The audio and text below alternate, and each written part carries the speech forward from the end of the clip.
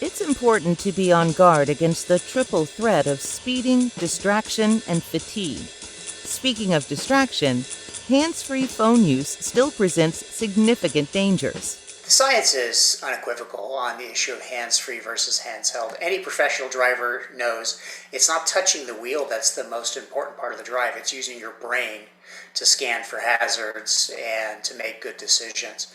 And it doesn't matter if you're touching a phone or if it's a Bluetooth headset.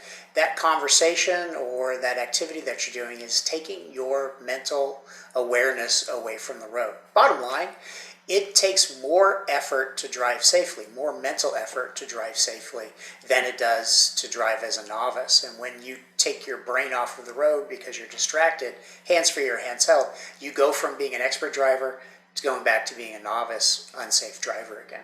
One of the most common questions I get is, what's the difference between a handheld or hands-free conversation and a conversation with a passenger?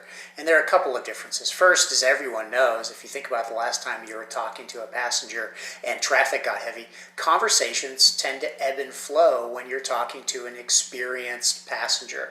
Now, it's different if it's not an experienced passenger, like your kid in the back seat who's just babbling on even though traffic gets heavy, and then you turn around and say, shut up, I'm trying to drive.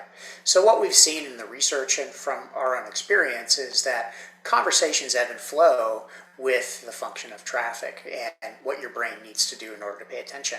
The other thing, though, and professional drivers know this, if you've ever had a co-driver, having someone in the seat next to you can be a safety gain. Not only can they help keep you alert, but they can serve as a second set of eyes to help you spot hazards. The person on the other end of that phone call is not going to help spot when there's a deer getting ready to cross the road or when there's a car that's hitting its brakes unexpectedly.